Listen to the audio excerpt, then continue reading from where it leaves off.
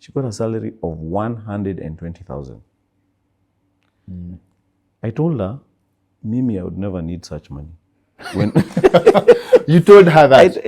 I remember very well. I told her I would never need such an amount of money. That is too much money. What would I even do with it?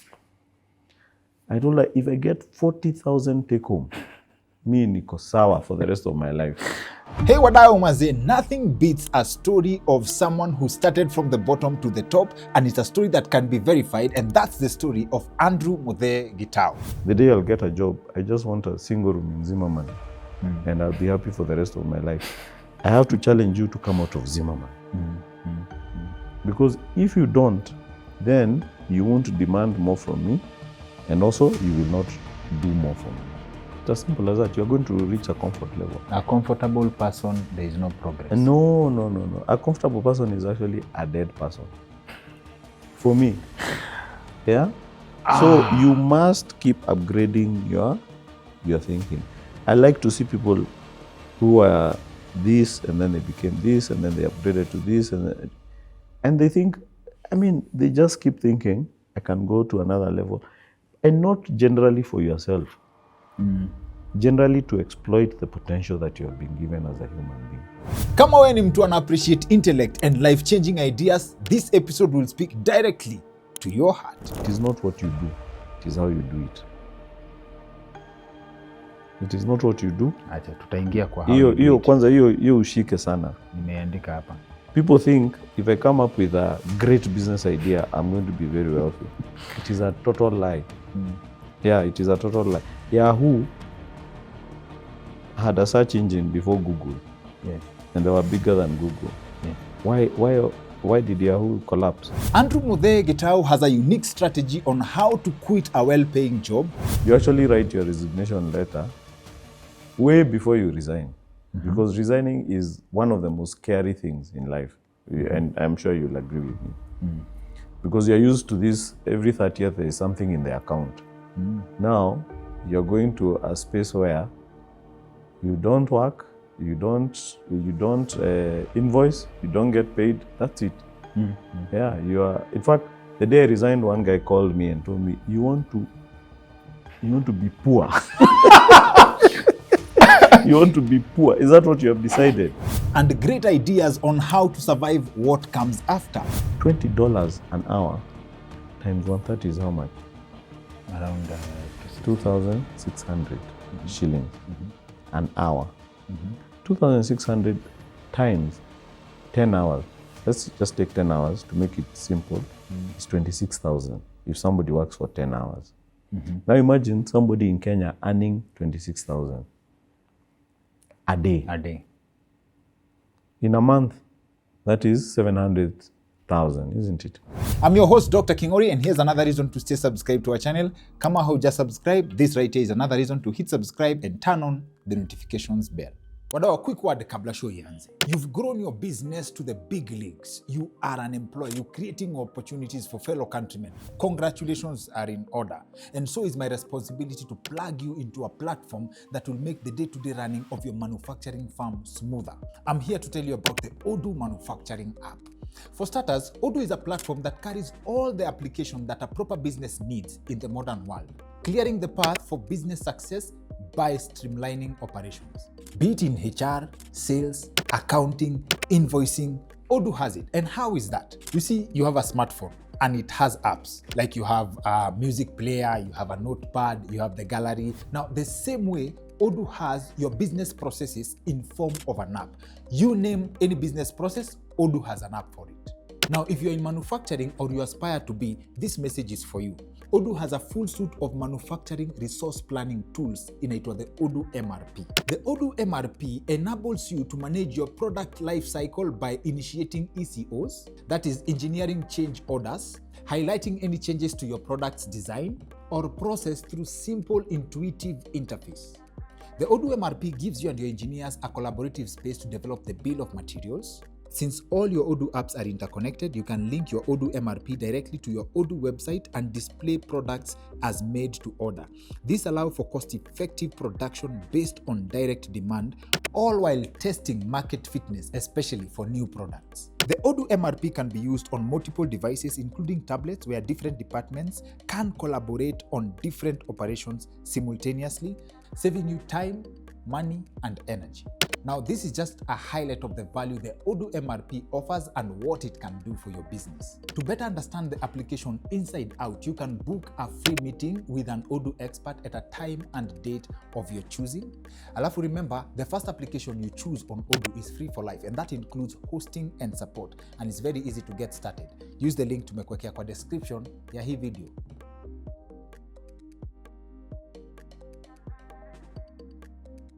Story yako iko na nyama mingi sana. But when I saw kwa meza ya Kagoni, yes, ukisema you failed at selling cars, I was like, how can you succeed in one area now fail kwa area ingine? Why did you fail? Like, ukikumbuka, why did you fail in selling cars? Sana. Okay, first of all, a bit of background. I was born my father used to sell cars. Yes. So I grew up seeing my father selling car and actually participating in the business. For holidays, I used to be at the showroom, washing, helping to park, doing sales agreements, all those things. And actually that helped me a lot in my life and continues to help me because I learned how to do business when I was very young. And it was very exciting for a boy like me to be, to have access to 20 cars. You can imagine boys and cars. Yes. But anyway, why did I fail? Things had changed. Something had changed drastically. Okay. I went out 2006 into New York. I came back into the country 2010. Okay. And between that time, I'd lived in New York and South Africa, working for Colgate. And what happened is that in those 4 years, the business changed rapidly. All of a sudden, you saw the mushrooming of car yards in Kenya. Okay. And today, you can see how many car yards are there versus maybe 2005, 2006. So the business has drastically changed, and the offering was very different. Okay. Newly imported cars were now much more easily available. There were a lot of foreigners who had started car yards. They were buying huge volumes. I assume because they were buying huge volumes, they were able to attract higher discounts at source. And so they could sell very cheap locally. So you find that if you bring your one car and land it here, your landed cost is higher than this guy's selling price to the consumer, to the end buyer. Yes. You get? Yes. So what I had done, I had landed in Kenya and thought, because I grew up selling cars, of course, this is something I know. So I just went and bought cars to sell. Okay. Without doing research that I'm entering a new business myself, and I have to compare with what is on the ground today. So doing a bit of research is important. I assumed because I grew up selling cars, I know how to sell cars. Even when I was in South Africa, I used to send a few cars to Kenya, high-end, just as a hobby. So I thought, obviously, mambo ya gari, mi najua kabisa. And that is what affected me. I never really took time to go around and see what is happening. So I brought my cars and they were stuck in the showrooms. Completely stuck. I could not sell because they were overpriced. You get? So, and that was a failure. So I had this stock and I was not able to offload it because my price was high. And every time the showroom people would call me and tell me, can we take this price? I'd say no, because it's lower than my landed cost, my buying price. So that was a first failure and a first learning.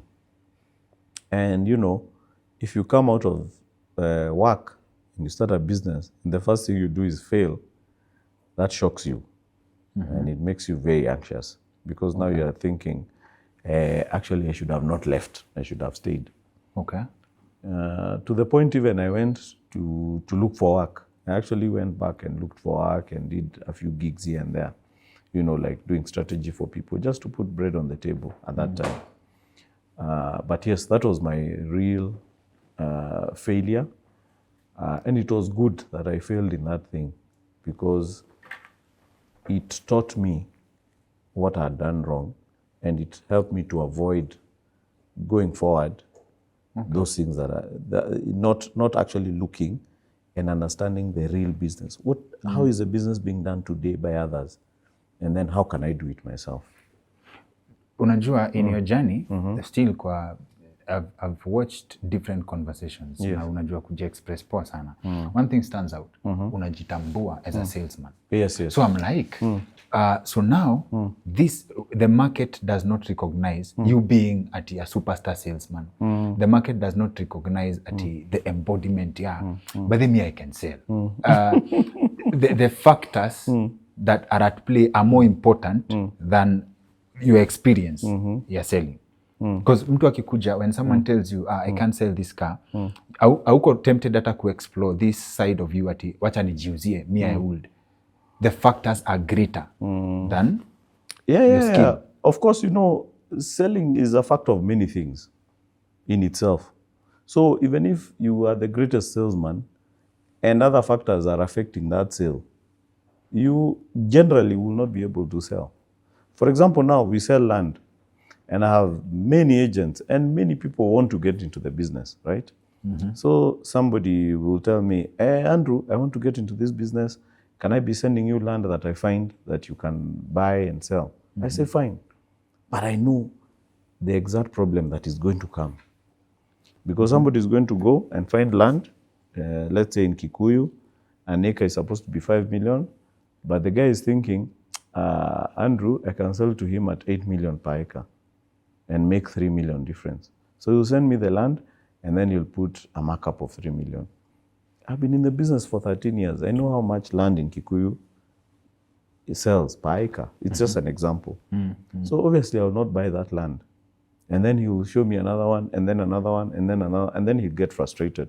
He'll either think Andrew does not want to buy from me, or Andrew does not know business, or land is not a good business. But the factor of price is completely off. Yeah? And he does not understand that land is just like any other product. The pricing, the pricing of the raw material has to be right for you to be able to sell at the end at a good price, isn't it?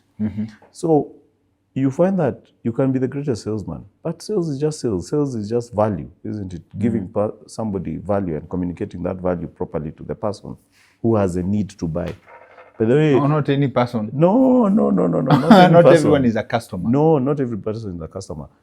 The person must have the need, or you must show them that there is a need. Actually, the greatest salespeople are those who are able to show that the need is there. So, for example, if you take Apple as a company and the things they brought into the market, they took us to places we never even thought were possible. So, for example, the smartwatch, which is able to count your steps, it's able to give you your health and all those things.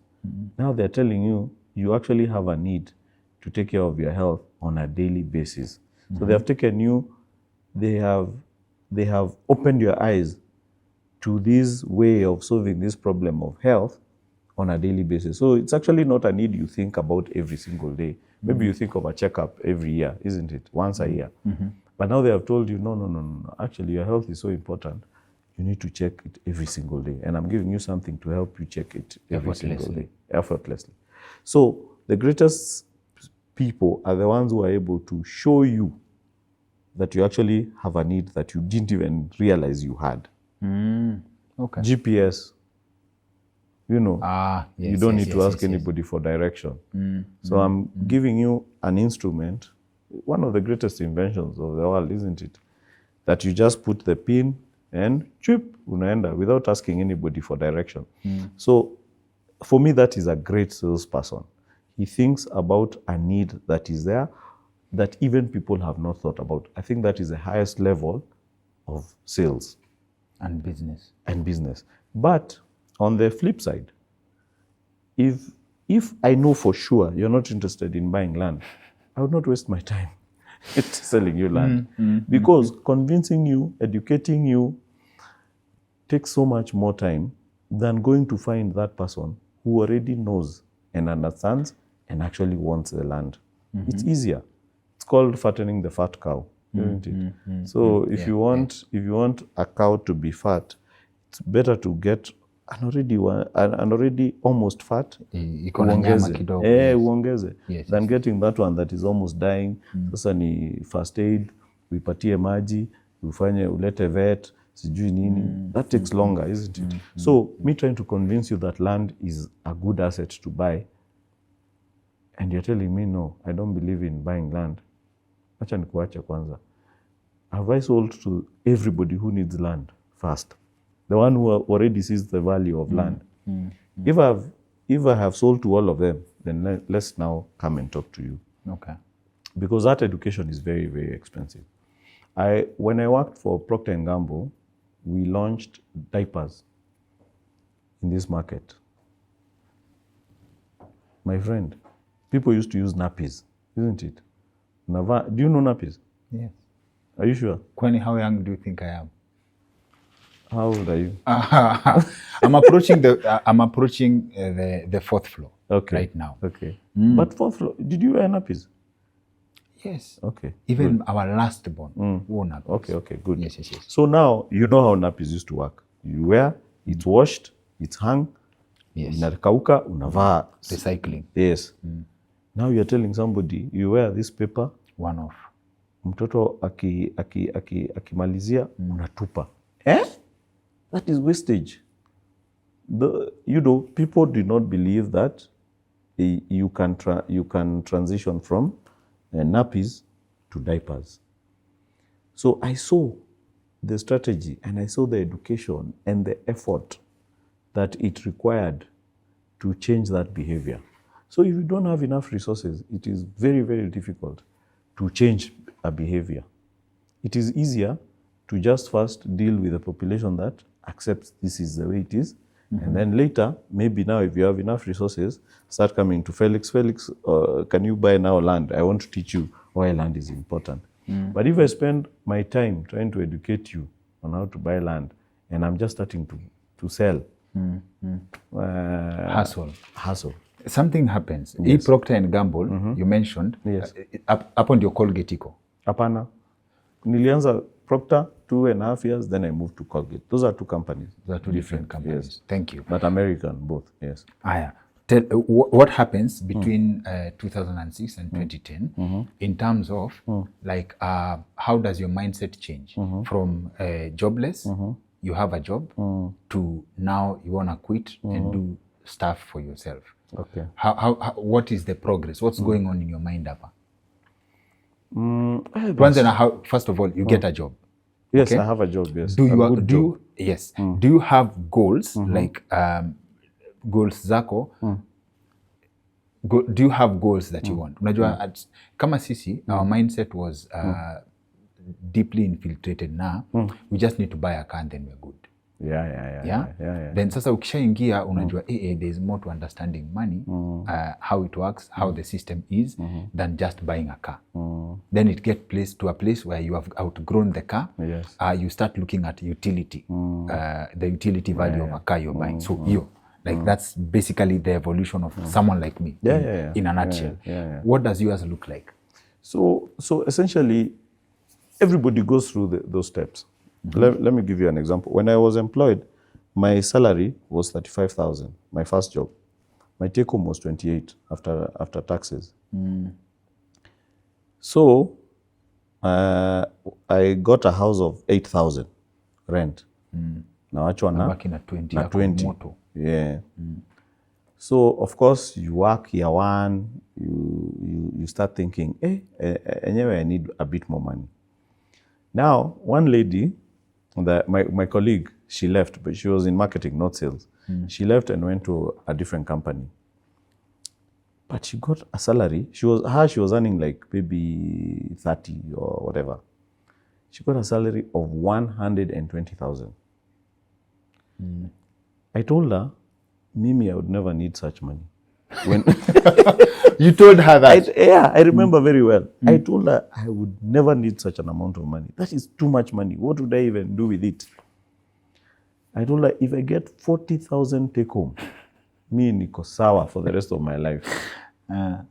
But you see, how old was I? I was 22 years old. Yes. So when you're 22, you think like a 22-year-old because you're thinking, luckily I had a company car because I was a sales guy. So a car was not an issue for me. So I was thinking maybe move to a better house, where you know, a bigger house, you know, maybe in a better area. You know, you think about just your more basic things. Maybe buy a better sofa, a better TV, a better system, music system, those kind of things. Yeah. Now, 2.5 years later, I was earning that 120, but it was still not enough. You get? My salary had grown to the 120 that Yes, now I had been saying was not enough. Was too much. It was too much, I mean. Too much. Yes. Yes. But Now, then you're I started 120? earning that 120, but I'm saying, no. It's not I need enough. more money. What changed? You are evolving as a person, isn't it? Your needs are changing every day. And that's what happens to every human being. Now you start thinking, I can actually own a house. I can actually own a piece of land. I can actually own a car. I can actually start a small side hustle. I can actually live in a 3-bedroom house, not a 2-bedroom. I can actually now want to get married, or want to marry, you know? So you keep changing and your goals must keep changing. I met a guy who told me a very interesting thing. He told me, if you go to these big estates, Karen, Runda, you will find a guy, or you'll find a house that you can see this house in the 80s was the house. Okay? Yes. Then you'll find a mzee who lives there. He has a 504 Peugeot or Mercedes. Yes. Lakini imekelewa nini? Juu ya mawe. Then you'll find stima inakishongo tu kalight kamoja tu ka pale nje. Hakuna security lights. They're the ones who open the gate. There's no more landscaping that is being done. In fact, behind now where there used to be grass, where you see it and everything, yes, they have planted now maize and other things. So you can tell that mzee what happened. Over the years, he reached a point where he never grew his dreams anymore. So in life, our dreams must keep expanding. Ukifika hii level, you expand your dream. Ukifika hii level, you expand your dream. Otherwise, you'll reach a place where you stagnate. And if you stagnate, you're actually now dying. You're actually dying. It's actually, for me, that's death. Because if you had a Mercedes in the 80s and you lived in Karen, maybe on 1 acre, that was a very successful person, isn't it? But what's the difference between that, like the person deciding to choose a lifestyle and stick to it, and the person who upgrades? What's the difference between where's the line for living within your means? No. It's not about living. That example is not about living within your means. As in, he probably decided, this is my comfort. I'll live like this. I'm happy. Staki your pressure, that comes with. See, let me tie it to something. Yes. I saw someone tweet, akasema, losing your money while trying to make more money is painful. Sindio? Like, you have accumulated yes. 10 million and then you decide, 10 million, let me multiply it. Yeah, correct. And then you make a wrong move. You go back to zero. Then there's someone who has 10 million. Let's say this mzae. They buy a house at 3 million. They invest kidogo. Akae sasa. What do you think we are created for? We are created to upgrade. We are created, my firm belief, we are created to maximize our potential. So how do you then maximize your potential if you then reach a place of comfort? You're dead. That is death. Every single day, you must challenge yourself to be better than what you are yesterday. Any successful nation or any successful human being is the one who never agrees to be comfortable. Now, let me ask you another question. Toyota, sindio, every single year, they produce a newer model. How is that? For the last, how many years? 50 years, 100 years? Every single year they have new models. LC200, LC100 becomes LC200, it then becomes LC300. LX 570 becomes LX600. Next year they'll have a 650 or a 700. The next year they'll have an 800. Why? If today I enter an LX, why would I need another one for the next 10 years? Why would I need to upgrade to a different one for the next 10 years? That's a good question. Why hasn't Toyota ever said, now we have reached the epitome of a fantastic car? Now, Sasa, for the next 50 years, we are not producing any other new model. That's a good area to explore. It is the same with life. But I thought freedom is, kama my explanation, if, let me give you an example. The Land Cruiser Amazon, one of the most reliable vehicles. Okay? You can buy it for 2 million or 3 million, super well kept. Then there is an LC, my friend has an LC, I think 600. LX, that's LX. LX 600. The Lexus, yes. And sijui ni uko 40 million. Save for the aesthetics and him paying insurance of a new small car every year. Our experience on the road is the same because the engine is the same. No, it is not, my friend. It is not. The day you'll own the LX 600, you'll know. But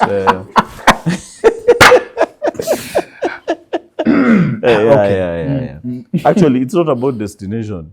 You know, people say you buy a car to get from A to B. It is actually not it's not getting to B that is important.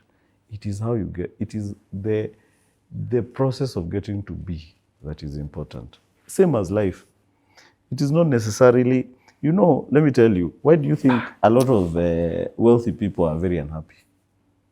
Do you agree, first of all, with that statement? I agree. Okay, why? But also, a lot of lesser wealthier people are happier than. Exactly. Why? Do you know why? Because when you are not wealthy, you keep thinking that the day you'll be wealthy, all your problems are going to go away. And then one day you become wealthy. And instead of problems going away, they actually increase. You get new sets of problems. So you become very unhappy because you always thought.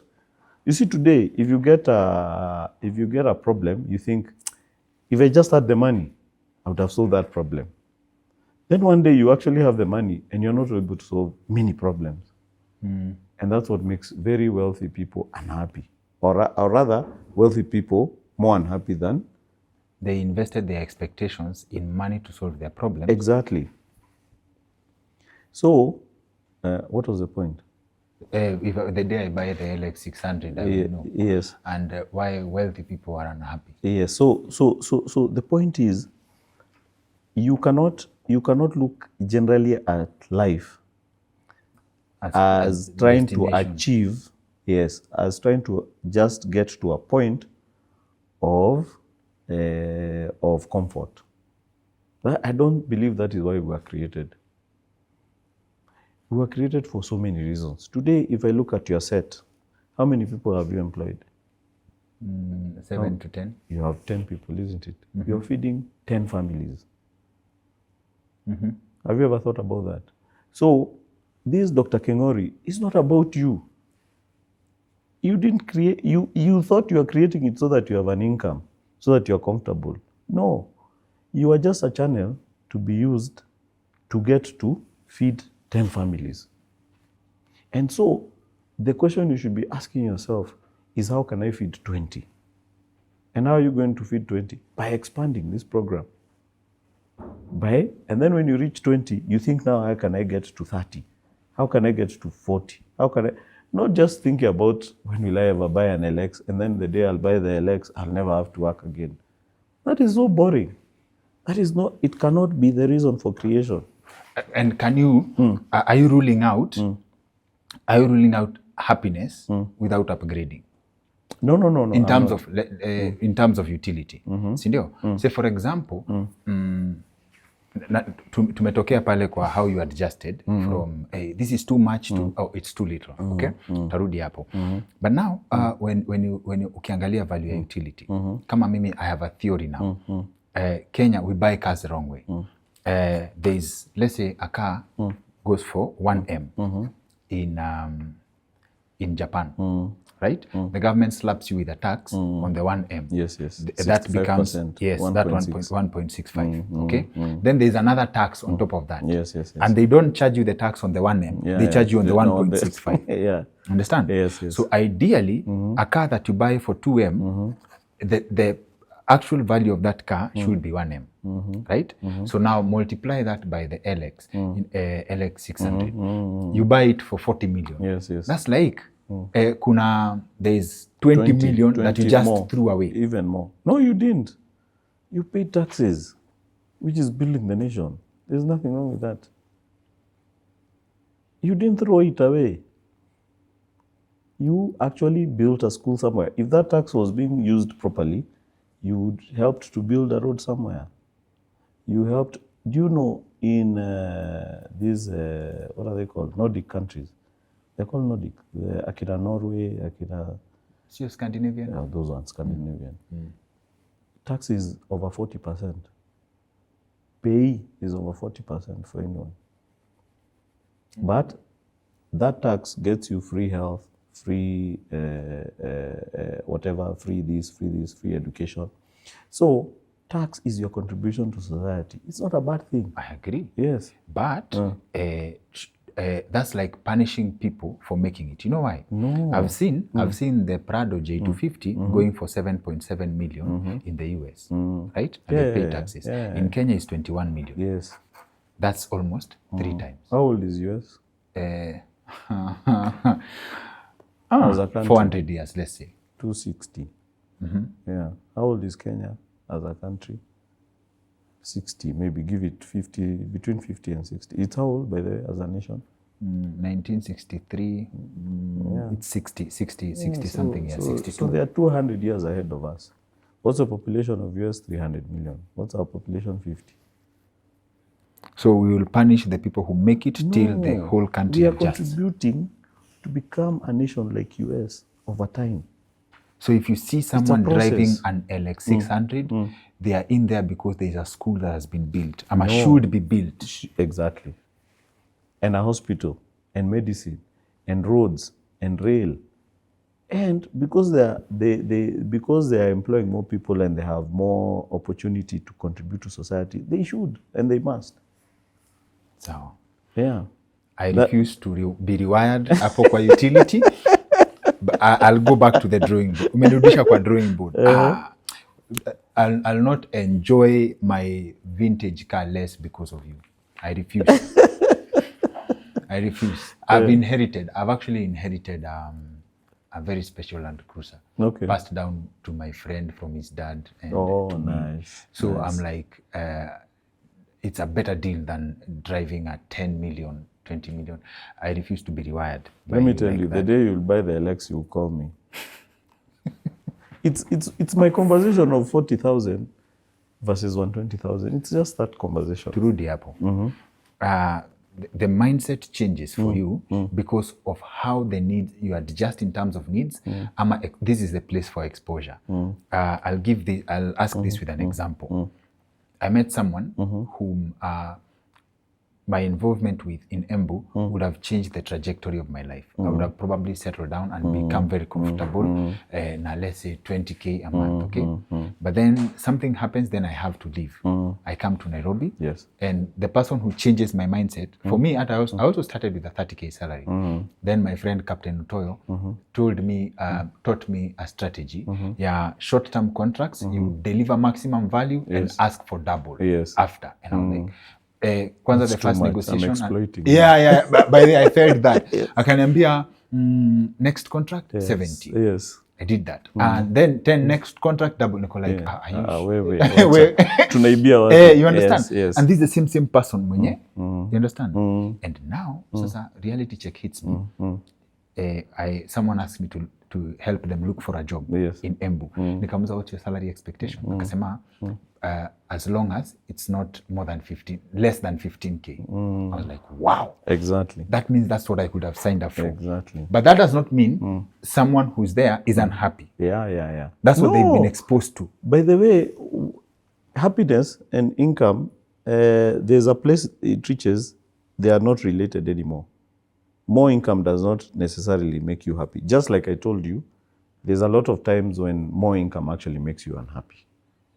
Okay. Yeah, but what am I trying to say? The reason why your need changes is because you become more exposed. Okay? And then once you become more exposed, two things are happening. Your value is increasing as a person. You realize you can do more. You have much more ability to achieve more. So if then you have ability to do more, isn't it? Then your value can't be the same.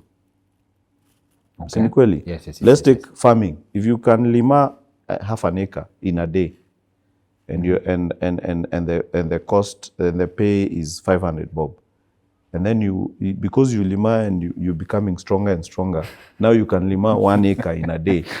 So then you should be paid 1,000. So if you transform that to any skill, as your skill level is rising, you can imagine that now the day you came from Embu, and what did you start with? What was the job? I was immediately into comedy directly. Fantastic. Now you are cracking jokes za Embu. But the way you stayed here, ukaanza kuelewa pia jokes za Nairobi. So in 1 year, your level of comedy has changed. So should you then be paid the same? No. Number 2, you become exposed. You start seeing what other people are achieving. And then you keep asking yourself, why can't I achieve the same? By the way, why can't you own a plane, for example? Why is it that it's other people who should own a plane and not you? You know, you start asking yourself those questions. Yes, why is it that it's another person who should drive the LX 600 and not you? You start asking yourself that question. Yeah? And then you say, okay, fine. Then I believe that I can also drive an LX. What do I have to do to get to that LX? Think possibilities. Your possibilities expand.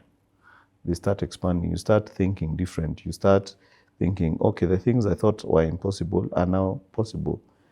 For example, the people we employ, I challenge them each and every day to upgrade the thinking. Nothing else. If you thought that the day I'll get a job, I just want a single room in Zimmerman and I'll be happy for the rest of my life, I have to challenge you to come out of Zimmerman. Because if you don't, then you won't demand more from me, and also you will not do more for me. It's as simple as that. You're going to reach a comfort level. A comfortable person, there is no progress. No. A comfortable person is actually a dead person. For me. Yeah? So you must keep upgrading your thinking. I like to see people who are this, and then they became this, and then they upgraded to this, and they think, they just keep thinking, I can go to another level. And not generally for yourself. Generally to exploit the potential that you have been given as a human being.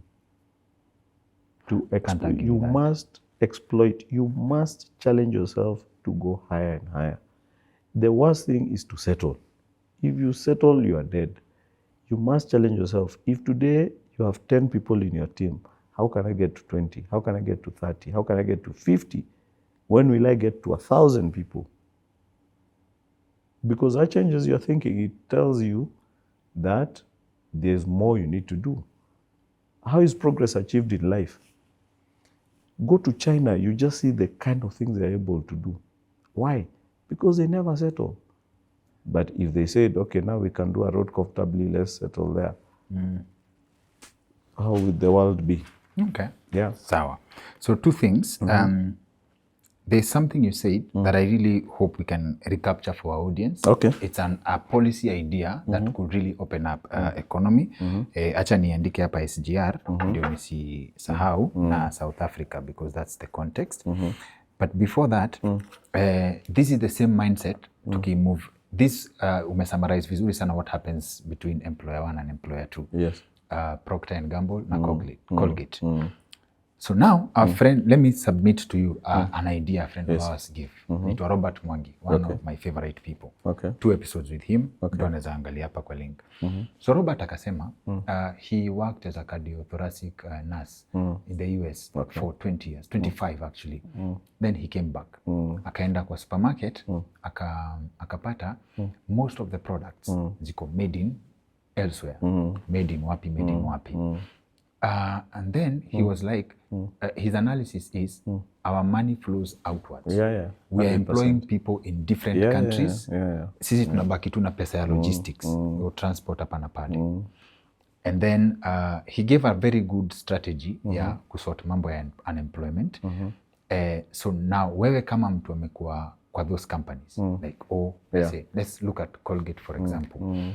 And a master salesman and someone who's done business. What's the practicality of someone, the Kenyan economy opening up to starting companies like that in Kenya and getting Kenyans to buy such products that we buy from outside? You know, there's something I usually say. For example, those 2 companies I worked for are over 200 years old. So sometimes it's easy to think, okay, we can just start, we can just do it. But that company is over 200 years old. What do you think has happened over those 200 years?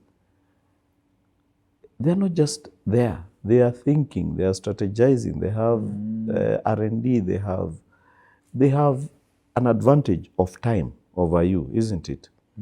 So it's not it's not necessarily easy to beat them.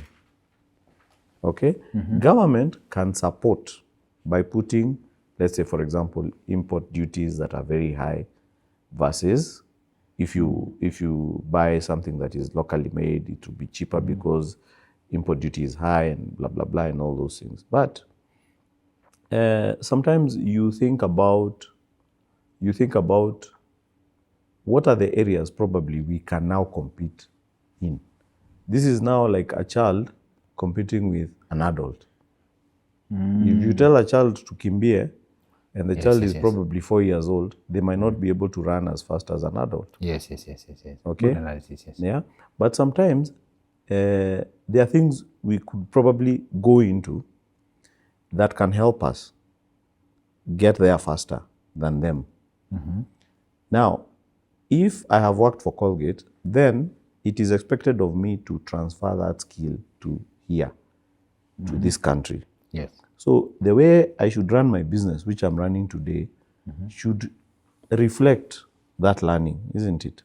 So then now I'm doing what we call a transfer of knowledge from learning from a company that is 200 years old. So I put in the systems like Colgate would, we are not in the same business, but I am running it professionally. It's a corporate. We have HR policies. I'm not just behaving as if I don't know anything. So that's one thing. The other thing is we don't have to look at competing all the time. We can look at other things that we can do. For example, we have a learned workforce. We have good internet. We have good accents, very natural, very, what do they call it? Flat accents. We can do BPOs, business process outsourcing. Okay. I think that would be a faster way to get to that level than even trying to manufacture. So we can tell America, outsource all your business processes to us. So whether it's data, whether it's voice, calling, outward, inbound, whatever it is, customer service, outsource to us, we'll handle it. Just like America did many years ago, they went to China for manufacturing because they went there because of cheap labor. Now, why can't we transfer service rather than manufacturing? Already China has so much economies of scale, or rather Asia as a whole, They have so much economies of scale that it's very difficult now to compete with them. Yes. So instead of trying to protect all the industries and make sure that manufacturing, yes, it's okay, we can do that. But what if we thought outside the box and said, why don't we go, what is easier? We have a huge young population, unemployed, guys who don't want to probably go to the office. What if we said, let's look for business process outsourcing where people can work from home. So as long as you have internet, you probably have a laptop, you can log in, do remote jobs. What if we went for that as a strategy for Kenya? Don't even ship people outside of Kenya. Go negotiate with Google, give us 1 million jobs. We outsource everything. Outsource this job, this job, this job. Give it to us. How much is it costing you as Google? It costs us $10 million a month to do this, to employ people here for these jobs. We'll do it for 5 million. Today, in the US, you pay an average of maybe $20 an hour. Now, for just normal jobs, let's just say normal jobs, yeah? Like a data entry and all those things. Yeah. $20 an hour times 130 is how much? Around 260. 2,600 shillings an hour. 2,600 times 10 hours. Let's just take 10 hours to make it simple. It's 26,000 if somebody works for 10 hours. Now imagine somebody in Kenya earning 26,000 a day. A day. In a month, that is 700,000, isn't it? So it is possible to get that job and pay somebody 100,000 a month. They'll be very, very comfortable. Sinikweli. Yeah, very true. And they'll do that job. So Google on that side will save from $500,000 to now paying only 100,000. Yes. And the Kenyan who is earning that 100,000 is very happy. And will probably have the same lifestyle as someone earning $500,000 in the US. Correct. Or even if they don't, even better, by the way. True, possibly. And even if they don't, they are now employed, they are learning something, they are fully occupied, and we are now getting the population, and the Kenya is getting taxes from this guy as well. So it is not a must we look at everything that traditionally. Yes. We can look at, we can say, okay, we will never be able to compete in manufacturing. Where is our strength?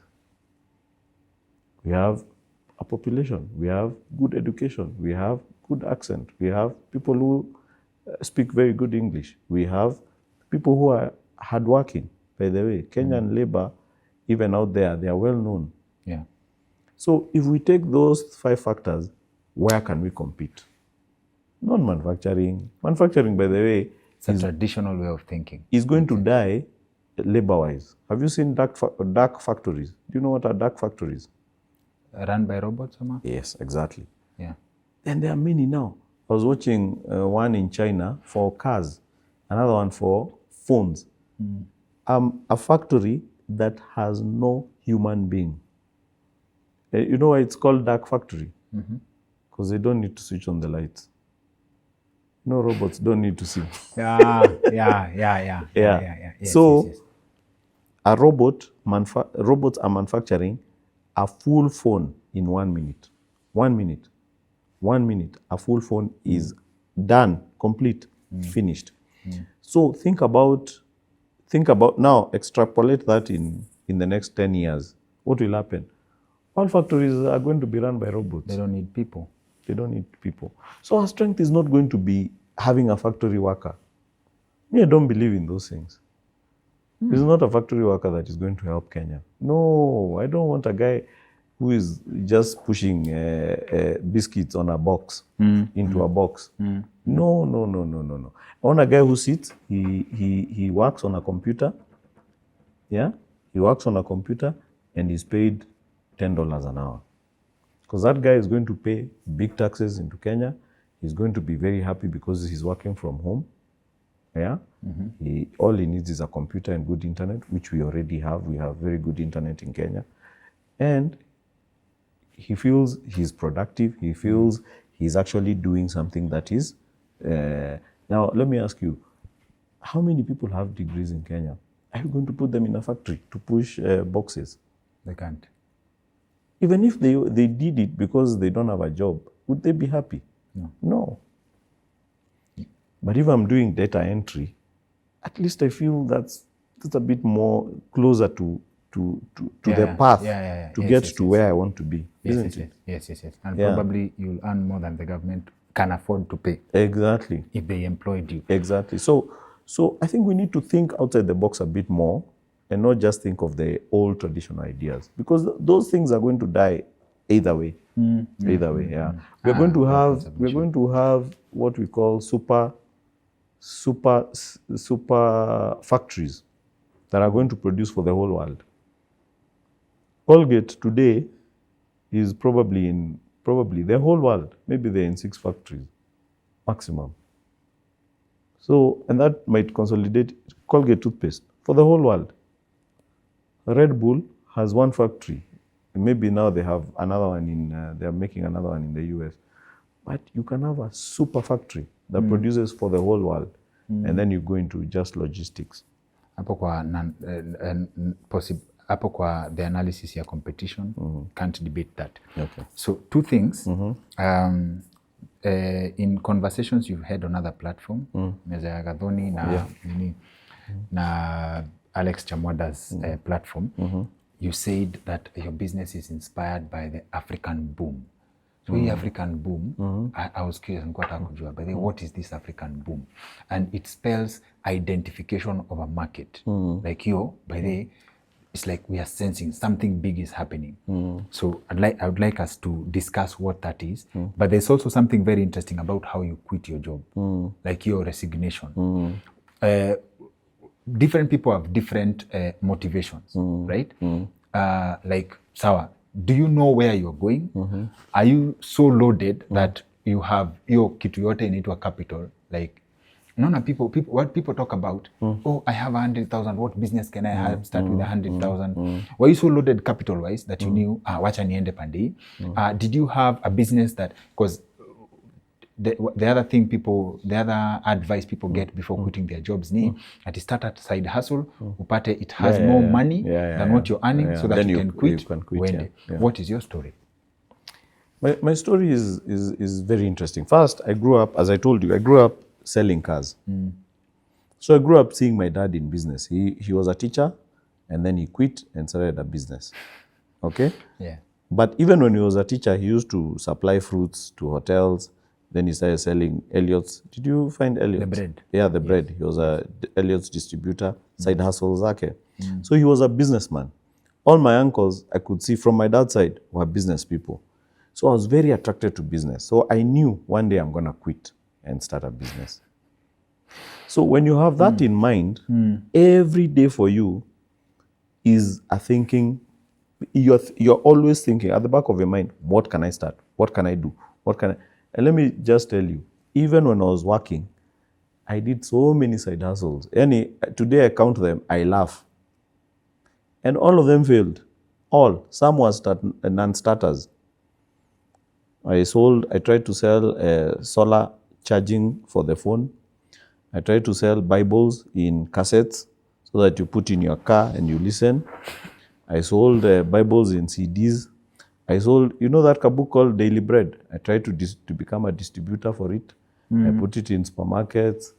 It never did anything. Didn't work. What else have done? I sold braids. Braids, braids, za nywele.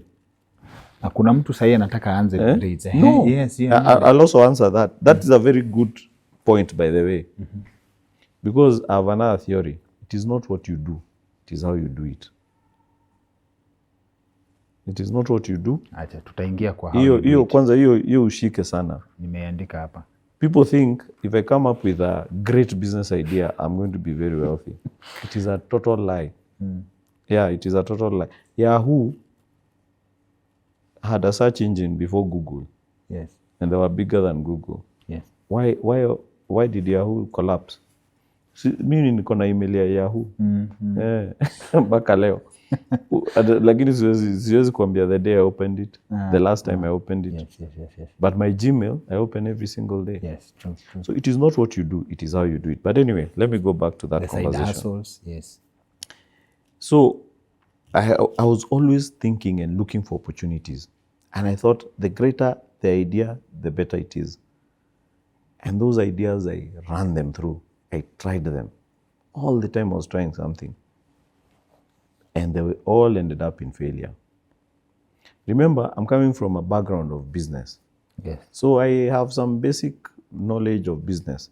In fact, my salesmanship is because I grew up seeing my father sell cars. So I would see him negotiate to buy a car. I'm seated there. And then, in fact, I remember one day him telling me, because I've seen a guy come, he's selling his car. He's told him that hey, this car is not of the value that he's thinking about. So he's negotiated to almost 75% of what the guy wanted. And then another guy has walked in and now he's marking it up. And I'm just in awe. I'm thinking, guy, and you just bought a car for this amount and you're selling it for this amount. So for me, it was You almost ever laughed in comical. those negotiations? I used to laugh. He told me to stop laughing. You Na know, hukuwahi choma biashara. nilikuwa na, I was a kid. So I'm saying, this guy, bana, is this fair even? Anyway, so it was my way of understanding business. But anyway, so I had this dream of always going out and starting a business. Yes. Now, when you have that thing sumboing you, you actually write your resignation letter way before you resign. Because resigning is one of the most scary things in life. And I'm sure you'll agree with me. Because you're used to this, every 30th there is something in the account. Now, you're going to a space where you don't work, you don't invoice, you don't get paid, that's it. Yeah, you are, in fact, the day I resigned, one guy called me and told me, you want to be poor. You want to be poor. Is that what you have decided? That you want to be poor? That's what he asked me. And it's very scary to resign.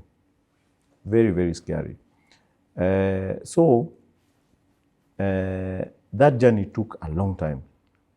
In fact, from the time now I really decided I must resign to the time I resigned, it was 4 years. 4 years. It took me 4 years to... You had a resignation letter ready? Like yes. This, no? Yes. For 4 years? Yes, with an auto date. So ukifungua inaweka hiyo date ya hiyo siku.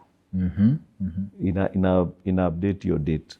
Yes. Because now I decided I'm going to resign. But it took me 4 good years with a million to failed send side that letter. hustles. Yes. Yes. To send that letter. So, and when you come out, you realize it's just you and God. It's one of the most lonely journeys for a human being. Because yes, your spouse will support you, will support your decision, but it is you. The responsibility is yours. The call is yours. You're the one who made this decision. So it is you to get out there and make it happen. And you feel very alone. So what essentially happens is that for me, for example, I remember, I would not sleep. Completely. I would just not sleep. I'll be there, my eyes are open like this because I'm thinking. My mind is racing. And what is it that I can do? Now my cars are there in the showroom. By the way, there are not at a lot of cars. It's not that I had capital.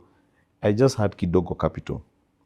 But I will tell you, there are some things I had done that made that decision easier.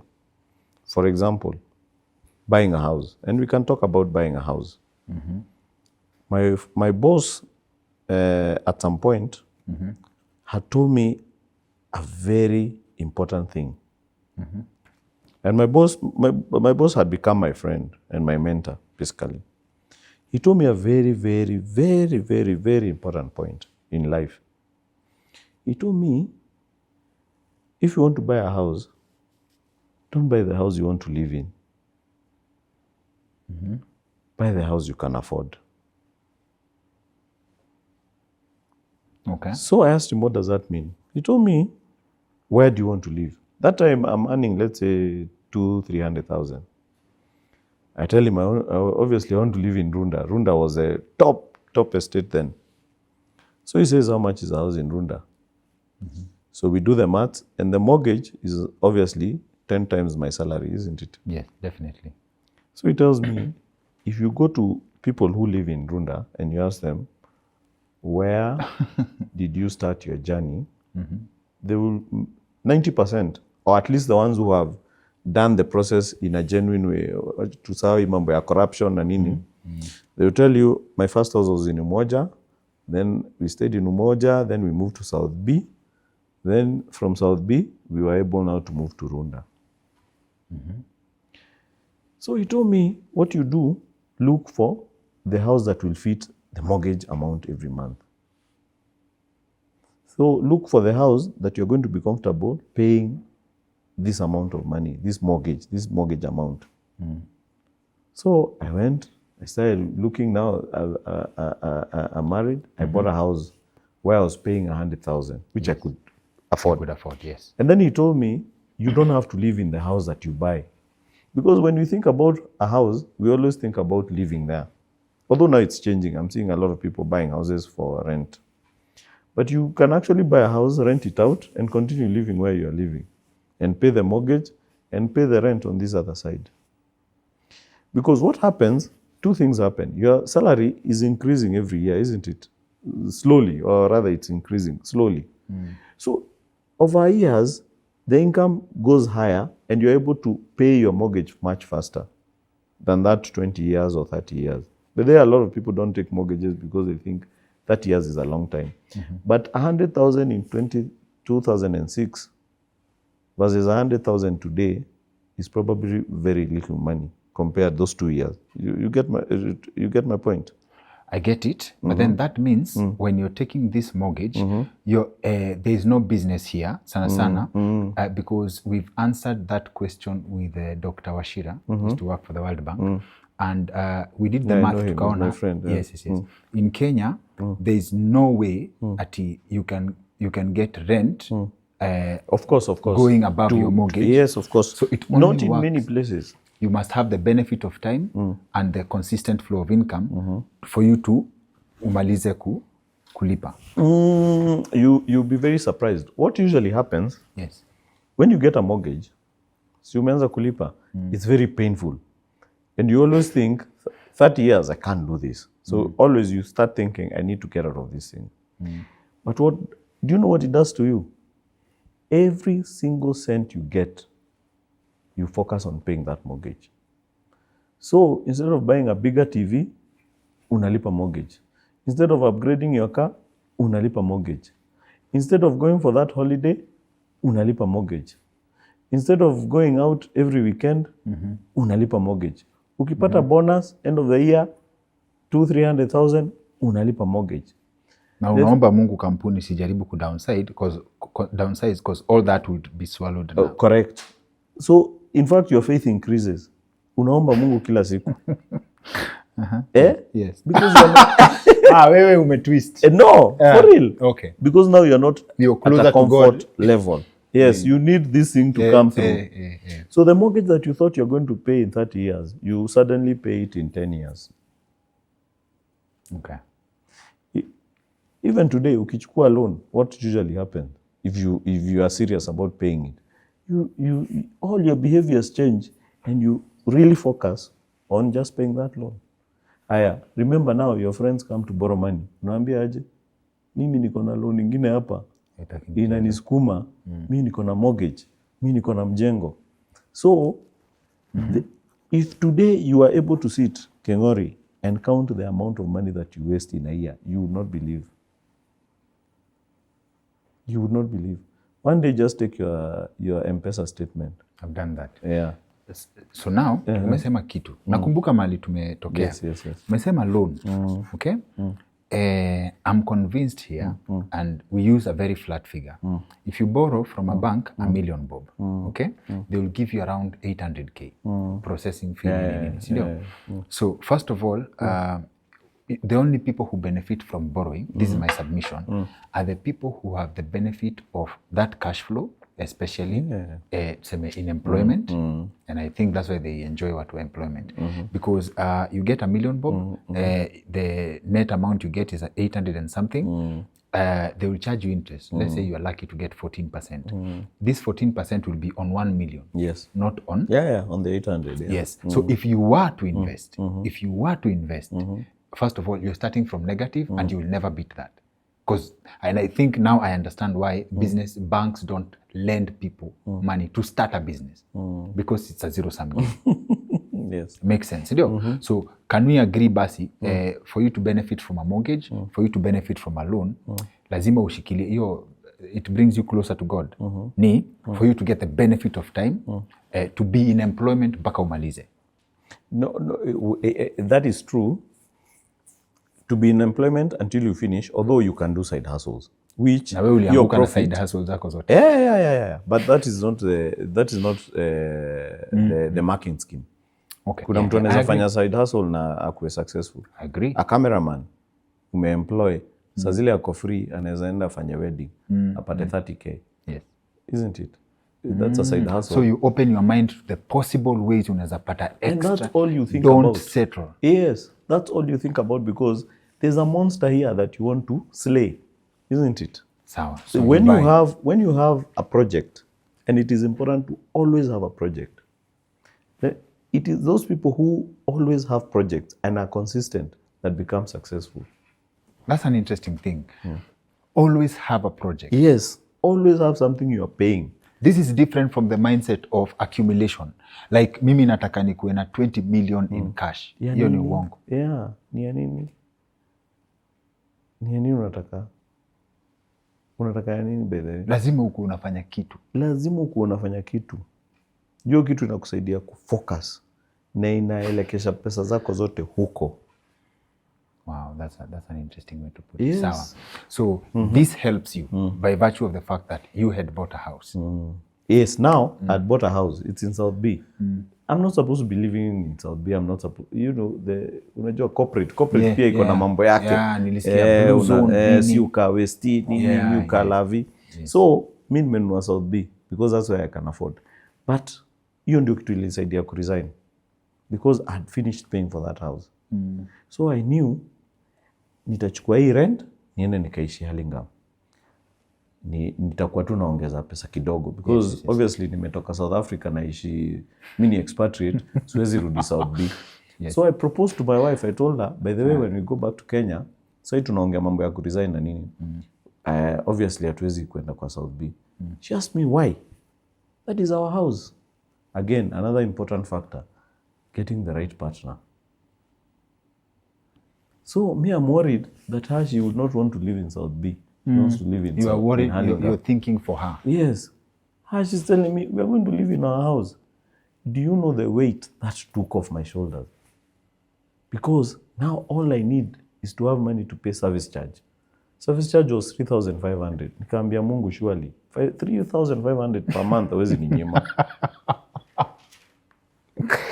Having the right spouse. Then in South Africa, we had these top-end cars. Because as a me, expatriate, of course, you have to drive the right cars. She told me, tunazipeleka Kenya, as soon as we arrive, we are selling them. We are not driving them. We buy simple cars. Because now you are going into business. You understand? So she's willing to downgrade so that we... let me tell you another thing that will shock you. Mini expatriate, watu wananiogopa hata Kenya. My colleagues, my friends, my whatever. They know this guy, bana, he works, he travels, blah, blah, blah. I've resigned. See, I told you, nimenunua magari haziendi, zimekwama. I quickly realized I need cash flow. Cash flow. I just need 2,000 per day. Ya fuel, 500, 600, then 1,000 bob ya kuingia Java, na ikwe kwa mfuko. Do you know what I started? A car wash. I had some space somewhere. on Thika Road. I just started a car wash. Because also I was looking for is 2,000 per day. Or you know what you want, yes, and you go for. You know what you need, so you customize a strategy based on the cash flow that unahitaji. But now imagine a guy who was in charge of sales for almost the whole of Africa, in a plane 100 days, maybe in a year, on business class, 5-star hotels. That's on a run car wash. In fact, I met a guy. I was with a friend of mine. Then we met another friend. And then the guy asked me, hey, but hey, Andrew, hey, I heard you're back. Hey, what are you doing now? So I told him, I run a car wash. The other guy I was with, he said, guy. Then when we went and sat down, the first question he asked me, Andrew, Yani, you don't feel anything telling people you run a car wash? Coming from an expatriate job. I told him, but that's what I'm doing now. Doesn't mean I will not run other things. I was confused. But today is when it hits me like, oh, by the way, people... Now, the concept I'm trying to bring forward. Yes. People worry too much about what other people will think. And that hinders you from going out. So if I'm employed... You live your life for other people. Yes. If I'm employed and I'm this superstar in this job, I can't leave it because what are people going to think? What if I fail? What are people going to say? What if now... Unasikia now I'm driving a manual car, KAZ, Mitsubishi Lancer, used properly. Yes. People asking me, hey, you left uko juu, now you are uko chini, eh? You know, but if I had let that affect me, obviously, I would have not had any capital for my business. I would have not been able to move forward. So I downgraded my life purposely. And having the right spouse who also supports you in downgrading. In fact, is the one telling you, sell these cars, do this, so that you have enough money to move ahead.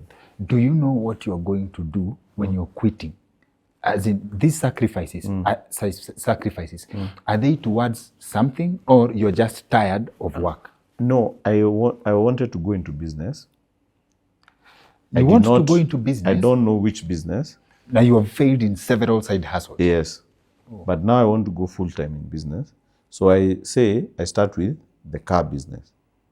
But I'll explain to you how I got into land business, because that's how God works in mysterious ways.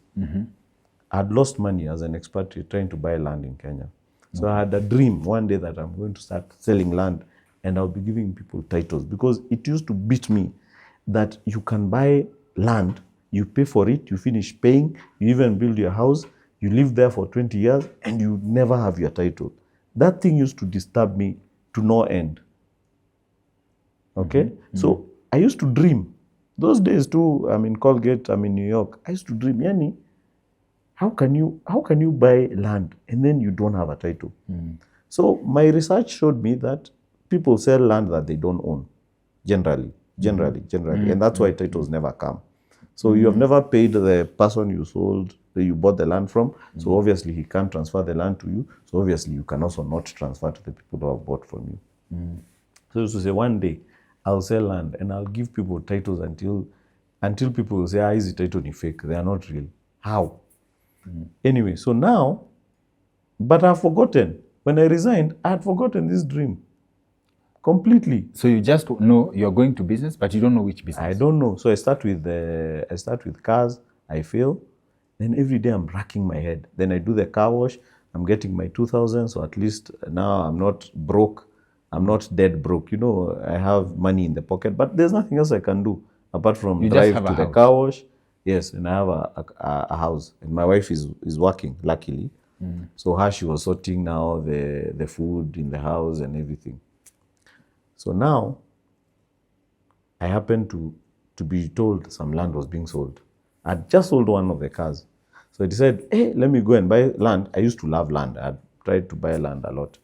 Let me buy this land because I know land appreciates over time. This is something I can sell later. When I get there, I fall in love with the place. It was Nanyuki.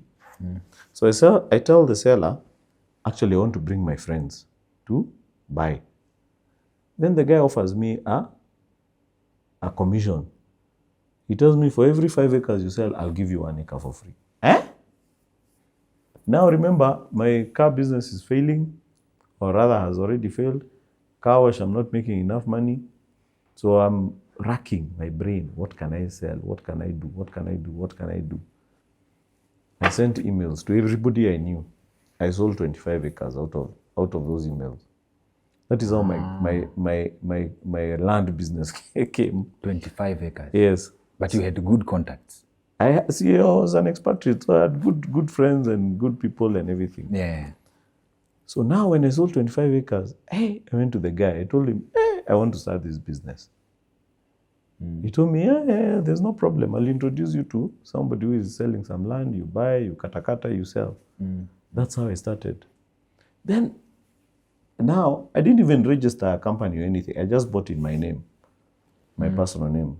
So I bought the first 10 acres. I started kata-kataing. Do you know, is when now that dream hit me. Hiya. I used to have this dream of selling land. That's when I started saying, what am I going to do to make sure I give people titles? Now, the dream is coming back. The memory now proper. I'm starting to see this dream is out of a frustration that I had a long time ago. Okay. Out of losing money. So I started saying, what am I going to do to make sure that I actually give people their titles? So I did a couple of things. Number one, I said, I'm going to call the business my name so that I am never tempted to spoil the business. Because my father had told me, mtu ni jina. You know, reputation is everything. So I said, I'll put my name on the line. I'm putting my name on the line. I call it AMG, just my initials. Then I said, number two, I will only sell land that I own. I will never broker, I will never be an agent, I will never do a joint venture. I'll just buy, I own, I subdivide, I sell. When I finish, I buy another one. So I knew it was a long, painful process because how much land could I afford? Very little. But I was ready to say that I'm never, because I knew that was a problem in the business. Again, now, here I introduce a concept of understanding what the real pain in a business is. What is the real pain? That people buy land and don't get their titles. That is the pain I'm solving. Okay. So that's how I started the business. Okay. Very, very, very plausible. So acha nikuweke on the spot. Nieke. So now, umesema statement flani, land appreciating over the time. Yes. You knew that. So juicy, there's a viral clip of one of I believe, let me call him a podcaster because I've seen him doing podcasts, some conversations. And it was Stan Agacho, but on this one, he was a guest on Nation. I actually watched that video. Yes. So Stan alikuwa anasema, he gave a story about how he bought some piece of land in Kitengela and he knew hapa alikuwa amepona. He was going to be a don. And then he introduces a concept, the value of land on paper is very different from the value of land on ground. Yes. What do you have to say about that? There are many things I can say about that. Number one, I bought Kenya Airways shares in 2006, 2007 at 72 shillings. Today, that share is at 5.4 shillings. Oh, Lord. Okay?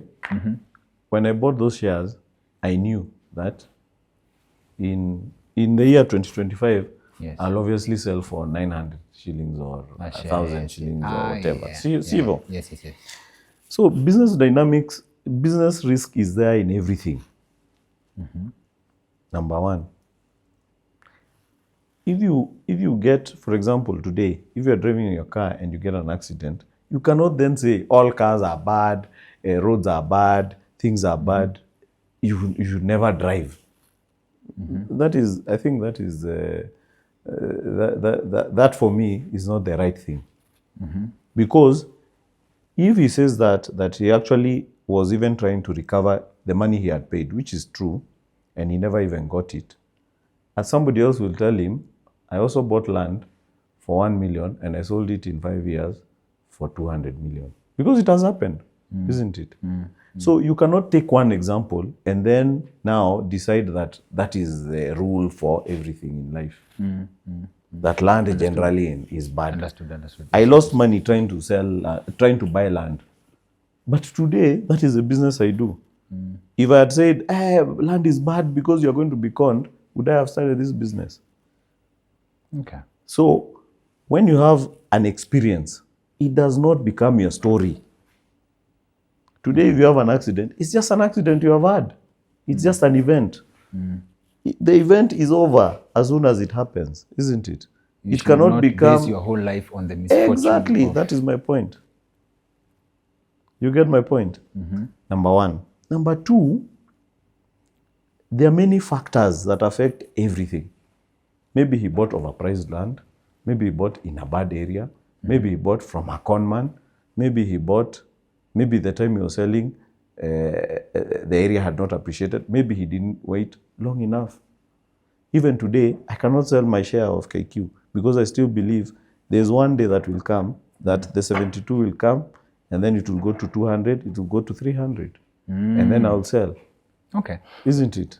You mentioned, very well. Yes. You mentioned maybe he bought overpriced land. So we have the concept of overpriced. When we go back to your dad's story, unasema, uliwahi cheka, because, how ulisema, the right word is, how is that fair? I caught that because my first money teacher, anaitwa Gor, alituambia, he used to think life is unfair, then mtu akamuuliza, who told you it's supposed to be? Oh, life is fair. Unfair. Yeah, who told you it's supposed to be fair? Okay. In the context of overpriced, a good deal, what is your definition of fair? There's nothing, everything is about value. Everything is about value. What value do I see? For example, today I'm in Dr. Kingori's show, isn't it? Why? Because I think I'm going to derive value by being here. You also think you're going to derive value by having a conversation with me. Yes. Isn't it? Yes. The person who is watching why? How many things are there on YouTube to watch today? They believe this is worth their time. Exactly. That's all. So the concept of overpriced, underpriced, sometimes can be misunderstood. People pay for value. What value do I see? And what value is there? Value sometimes is more perceived than reality. Okay? Subjective. It's subjective. For example, let's say at that time that he was buying that land, going back to Stan's example, maybe there was something that was supposed to come up there. Maybe a golf course, neighboring. Yes. Maybe a government project. Yes. You to buy. Yes. Like now, light rail is supposed to be done in Kenya, in Nairobi, basically. So there are people now identifying land in those places. Where is the railway station going to be? And they are buying because they know the value is going to go up. The Mau Summit Road is supposed to be done. Isn't it? The Chinese have already won it. There's a Chinese company. I saw today in the paper. So people are now scouting for land in those areas. Yes. Did you know that Mau Summit Road had a Chinese, the French was supposed, was it French or Italians? They were supposed to do it in the previous government. It was cancelled. So things can happen. That is the risk of business. Yeah. So if you today, limit the risk by information. No, risk is okay. There's nothing wrong with it. You can mitigate, but you cannot live a life of certainty in everything that you do. That is my point. Understand. And that's why in the Bible, for example, they say, do 7. It says what? Do this, plant, try 7 things, different things. Some will come up, some will not. Okay. Sawa. So I think before tufunge tunafunga. Ndio nashangaa. Nataka tuanze sasa. Sasa tuanze. Nataka tusikie history ya spouse. Watu wanasemanga manze kufanya business na wife ni noma. But kuna kitu tumeacha hanging ya ukisema you notice there's a boom in Africa. Oh yeah. We never got there. Hiyo inamaanisha this is identification of opportunity. Like what's going on hapa? What is this boom in Africa? Now I'm in Colgate. I'm in sales. I'm talking to sales director in every country. We are giving them double-digit sales growth. They are achieving. They are surpassing. When we put charts and we do trends for Africa, we are saying it's going to be the next China. You remember that talk? Yes, it was yes, around yes, Kibaki's time. Everything is just going up and booming and booming. When you look at the population of Africa, it's the fastest growing and it has the youngest population. Isn't it? So if you look at those trends, they're the same trends we see in China. So how can it not boom? An educated population, fastest growing population, a huge land mass. Yeah. In fact, I'm convinced that all these troubles you see in Africa are manufactured so that to slow down that progress. Because that progress is unstoppable. It is completely unstoppable. So it is you to position yourself and know what product you can sell based on the needs of the growing population. It is you to look at that opportunity and say, how am I going to fit and benefit from this opportunity? Because if you go to now, see, I'm managing Africa, I'm seeing the numbers. When we go to the US, the growth is 1%. And if they achieve, everybody claps. It's a mature market. Everybody brush their teeth. Everybody uses toothpaste. How much more toothpaste can you sell? But in Africa, we are now teaching people how to use toothpaste, how to use a toothbrush. But the growth may be 1%, but the population that uses it's a big number. Yes. But that doesn't matter, because also remember, our population is growing. So it's going to overtake US, it's going to overtake China, it's growing faster than everybody else. So it's just an issue of time, isn't it? So you look at those and you say, how will I fit in this opportunity? That's why I left. I said, I don't want to be employed when this boom is happening. I want to enjoy the boom. I want to participate in the boom, and I want to be a direct beneficiary, not just a salary increase for me. I'm a big fan of my hypothesis. Okay. Have you played your life? If I stayed. If you stayed. Yeah. You see, in everything, there's a price to pay. So I'll give you, maybe it's not the right thing to say. It's not very politically correct to say. We have an open-minded audience. But today I have 100 employees. That's a burden I carry on my shoulder. I have to know that they have to be paid every month. If something happens to one employee, it is me to follow up. I'm responsible for those 100 people. Yes. That will never leave unless I close a company. Yes. So sometimes I miss the comfort of just being employed. Waiting I don't have for you to to worry be someone about, else's burden. Exactly. I don't have to worry about salary. I don't have to worry. In fact, the only thing I worry about is my salary. And I miss that. But when I look at the flip side of what I've been able to achieve, that yes, it is a responsibility, but it's an enormous honor to be able to have 100 people work with you, isn't it? That you have actually provided employment in Kenya. And those are the direct employees, without even counting the casuals, without counting the whatever. So you see that you have an impact over maybe 500, maybe 1,000 people. What about our suppliers? What about those people you buy land from?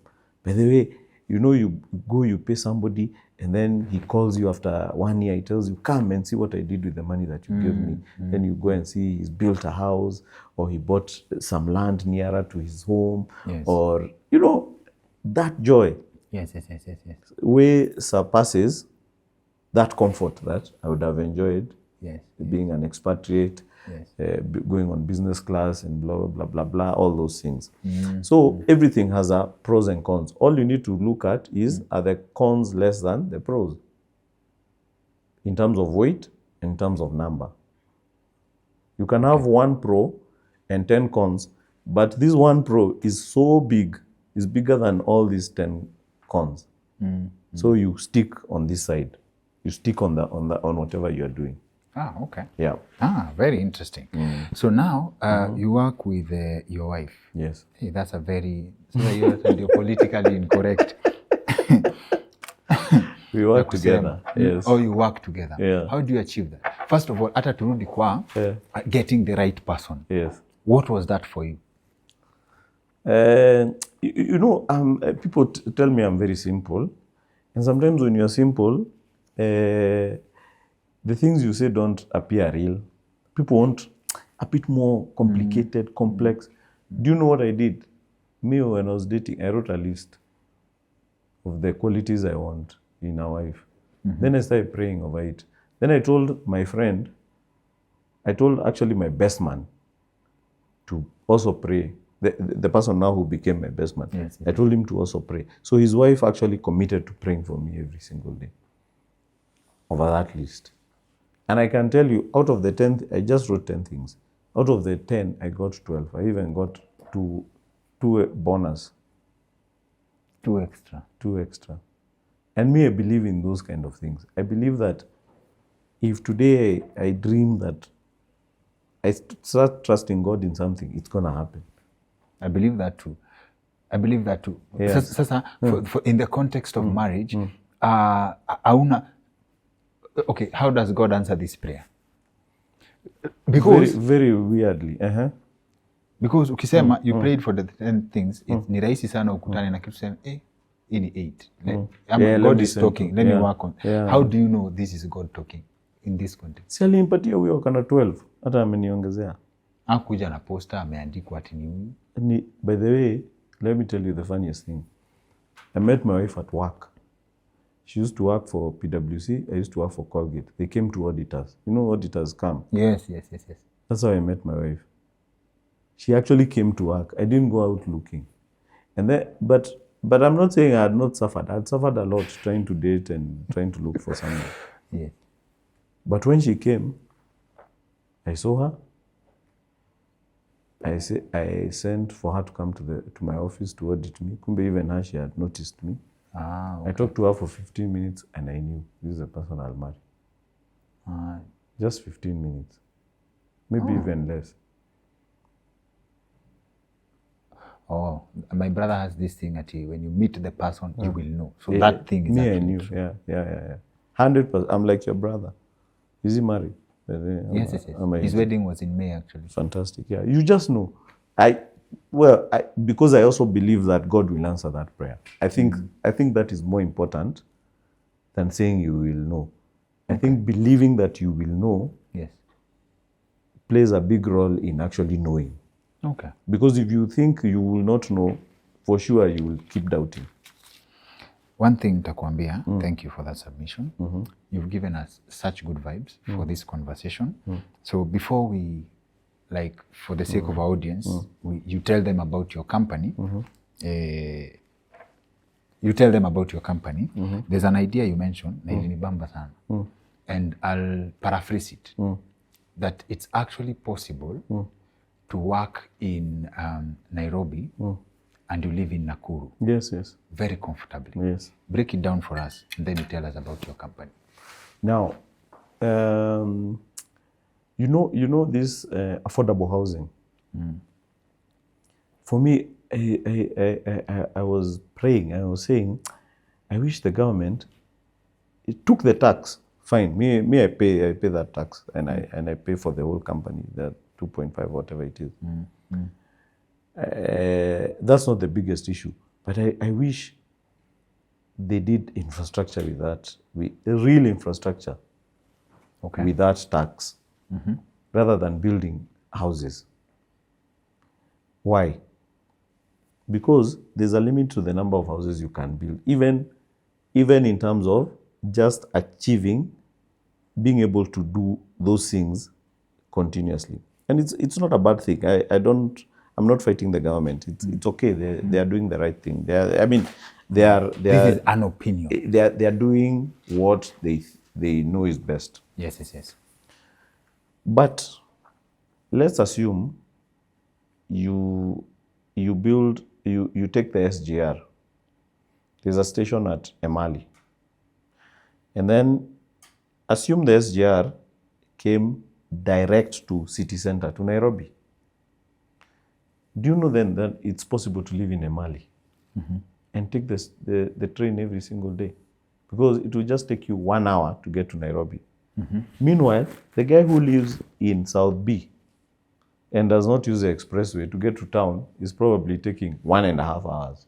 So actually, you in Emali is arriving in town before the guy who lives in South B, and much more comfortable, right? The train probably has Wi-Fi, so you can work. It's actually working time rather than just traveling. The guy who is driving cannot work because you are actually doing something. You are actually much more relaxed because you are not actively engaged in doing anything.